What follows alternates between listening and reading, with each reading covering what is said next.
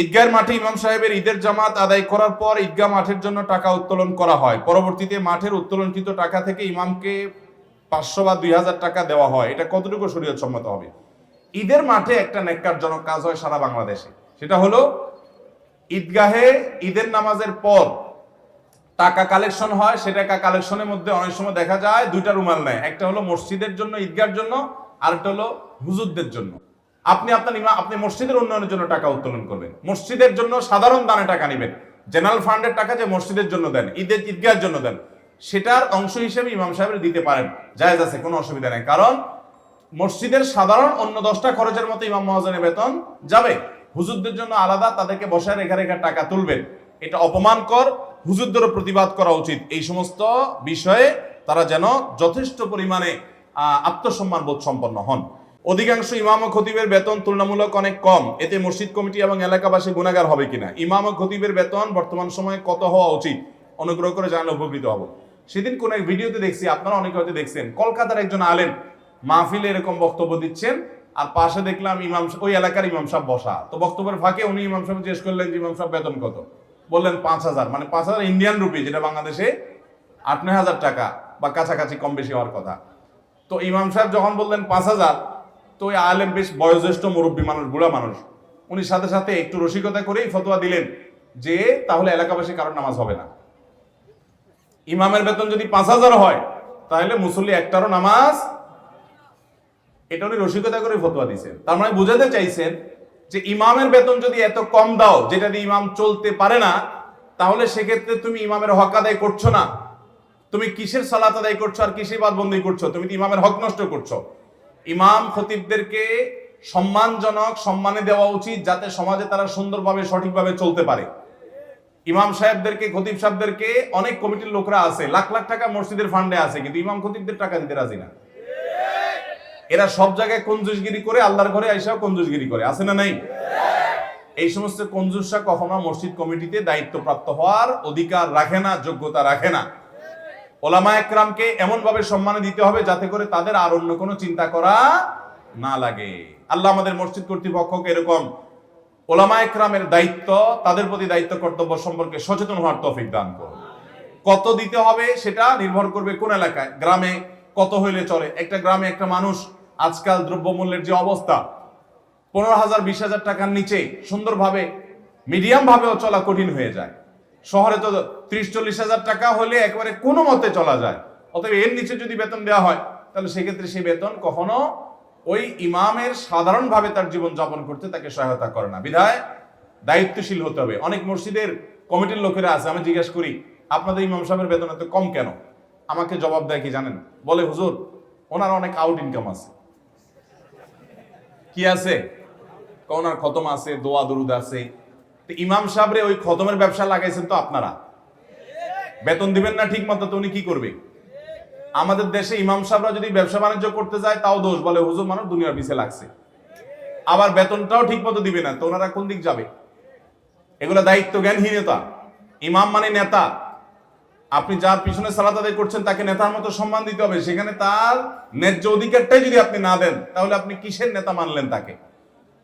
এই জন্য কোন জায়গায় যেন একটা গল্প আমি শুনছিলাম যে এক আল্লাহর বান্দা কোন একটা মসজিদে ইমামতি করে, কমিটির লোকেরা তার বেতন টেতন বাড়ায় না, বরং সবসময় কোণঠাসা করে রাখে, যা দেয় কোনো মতো তার জীবন চালানোটা সহজ হয় না, অনেক কষ্টকর হয়।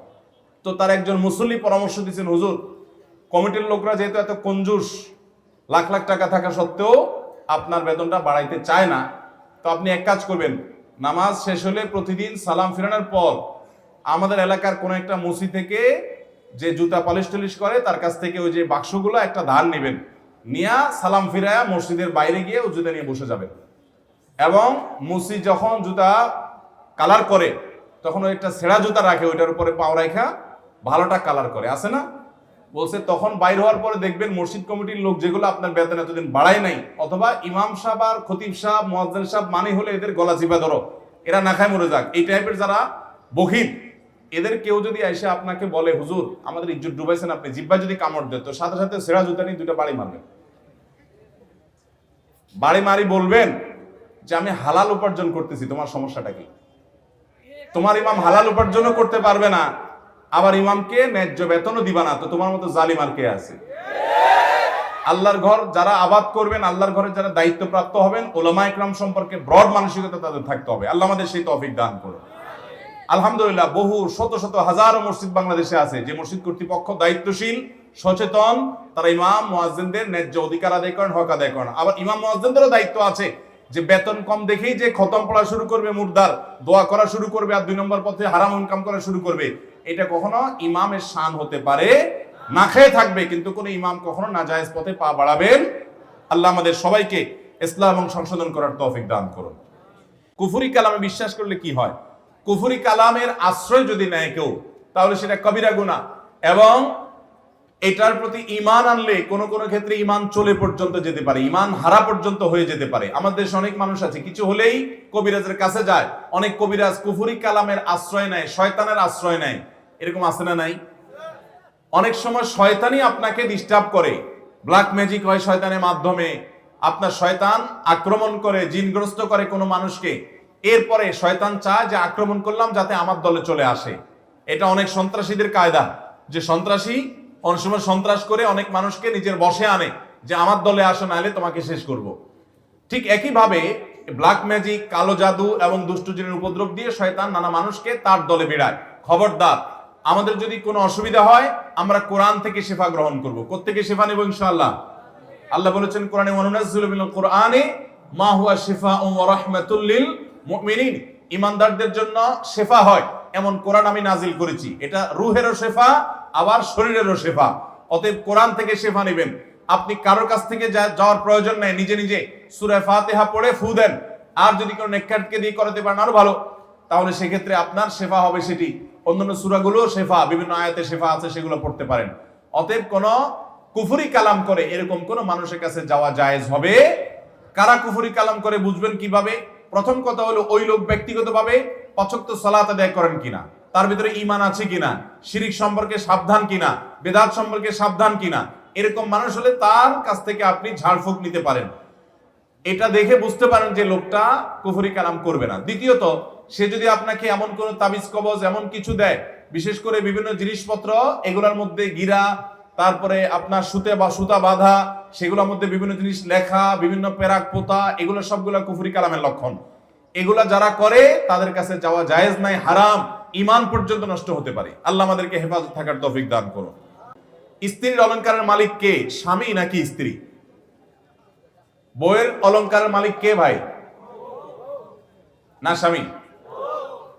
এই প্রশ্নের এত সহজে উত্তর দিয়ে ফেললেন আপনারা।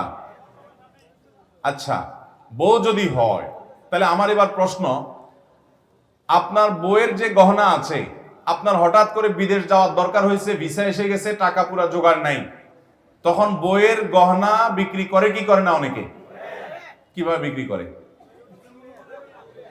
কিসের অনুমতি? অনুমতি নেওয়ার ধার ধারে বলে তোমার স্বর্ণটা দাও, বিক্রি করে যায়, আমি গেলে তোমার আবার কিনে দিব। তো এটা তো হাওলাত হলো। হাওলাত নিলে তো দরখাস্ত করতে হবে, তাই না? মাননীয় স্ত্রী বিষয়ে ঋণ গ্রহণের আবেদন, আপনি তো আবেদন করে তার কাছ থেকে চাইবেন, এরপরে উনি মঞ্জুর করলে নিবেন, না মঞ্জুর করলে নাই। কিন্তু আমাদের সমাজে মেয়েদের সে অধিকার আছে?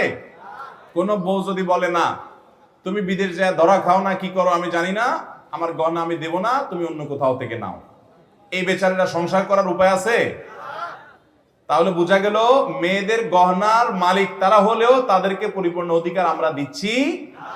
এই জন্য এই গহনার যাকাত কে দিবে, এই প্রশ্নের উত্তরে আগে আমাকে জানতে হবে যে আসলে এটার মালিক কে। আপনি যদি আপনার বউকে মোহর দিয়ে থাকেন স্বর্ণ হিসাবে, বা গিফট দিয়ে থাকেন স্বর্ণ হিসাবে, তাহলে এটা তো তার। আর বাবার বাড়ি থেকে পেলে তো সেটা তো তার বটেই। আমাদের দেশে অনেক বেহায়া পুরুষ আছে যে নিজে দেওয়ার তো খবরই নাই, ওই বেচারির বাপের বাড়ি থেকে কিছু দিলে সেটাও বিক্রি করে বিদেশ যায়। হ্যাঁ, যদি ওই যে বললাম উইলিংলি যদি তার কাছ থেকে নিতে পারেন, তাকে ফুসলায়া ফাসলায়া তার খেদমত করে থালা বাসন ধুয়ে তাকে সন্তুষ্ট করে যদি বলেন যে ঠিক আছে তুমি কিনে এটা বিক্রি করে দাও, আমি কিনে দিব, সত্যি সত্যি আবার ওয়াদাও ঠিক রাখেন, তাহলে সেটা জায়েজ আছে। কিন্তু ফুসলায়া ফাসলায়া নিয়ে আপনি বিক্রি করে ফেললেন, তাহলে সে মালিক হলো কিভাবে? যেই গহনা স্ত্রীকে আপনি দিয়ে দিবেন মহর স্বরূপ, সেটার মালিক উনি, ওইটা যাকাত উনি দিবেন, ওইটা আপনি তার কাছ থেকে তার অনুমতি ছাড়া বিক্রি করতে পারবেন। আচ্ছা, কোন মহিলাকে আপনি যে গহনা দিচ্ছেন স্বামী হিসাবে, ওই গহনা যদি উনি বিক্রি করে ওনার বাপের ভাই লোকদেরকে হাদিয়া তোফা দিয়ে দেয়, বা ওই গহনাটা তার ভাই বোনকে দিয়ে দেয়, কোন স্বামী সেটা মানবে? শ্বশুরবাড়িতে ওই মহিলার ভাত থাকবে? আর কেমনে থাকে না? তাহলে মালিক তো ভদ্র মহিলা, তার জিনিস সে কি করবে না করবে এটা তো তার ব্যাপার। আপনার তো সেখানে নাক গলানোর সুযোগ নাই, কিন্তু আমরা নাক গলাই কি গলাই না? এই গলানোগুলো অনুচিত। তবে হ্যাঁ, তার জন্য ক্ষতিকর কিছু ভুল কিছু হলে তাকে আপনি পরামর্শ দিতে পারেন, কিন্তু বাধ্য করার এখতিয়ার নাই, কারণ মালিক কে? উনি নিজে। অতএব স্ত্রীদের সম্পদের মালিকানার ক্ষেত্রে হস্তক্ষেপ আমরা করব না ইনশাআল্লাহ, এবং তার যাকাতও তাদেরকে দিতে হবে। আস-সুন্নাহ ফাউন্ডেশন, উম্মার স্বার্থে সুন্নাহর সাথে।